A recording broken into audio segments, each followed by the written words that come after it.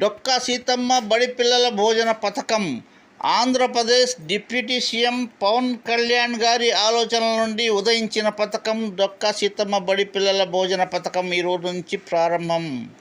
AP ప్రభుత్వం అందిస్తున్న డొక్కా సీతమ్మ భోజన పథకం కింద ప్రతిరోజు ప్రత్యేకంగా మెనూను సిద్ధం చేసింది. దీని ప్రకారం ప్రతి సోమవారం కూరగాయల పులావ్, కోడిగుడ్డు కూర, వేరుశనగ, బెల్లం చిక్కీ అందించాలని నిర్ణయించారు. మంగళవారం పులిహోర, దోసకాయ పచ్చడి, ఉడికించిన కోడిగుడ్డు, రాగి జావ ఇవ్వాలని డిసైడ్ అయ్యారు. బుధవారం కూరగాయల అన్నం, ఆలు కుర్మా, ఉడికించిన కోడిగుడ్డు, వేరుశనగ చిక్కీ, గురువారం సాంబార్ బాత్, లెమన్ రైస్, టమాటా పచ్చడి ఇవ్వాలని, అలాగే ప్రతి శుక్రవారం అన్నం, కూర, పప్పు, ఉడికించిన కోడిగుడ్డు, వేరుశనగ, బెల్లం చిక్కీ మెనూలో చేర్చారు. ఇక శనివారం మాత్రం ఆకుకూర అన్నం, పప్పుచారు, రాగిజావ, స్వీట్, పొంగల్తో కూడిన భోజనాన్ని విద్యార్థులతో నిర్వహణలోనూ తగు జాగ్రత్తలు తీసుకోవాలని ప్రభుత్వం స్పష్టం చేసింది.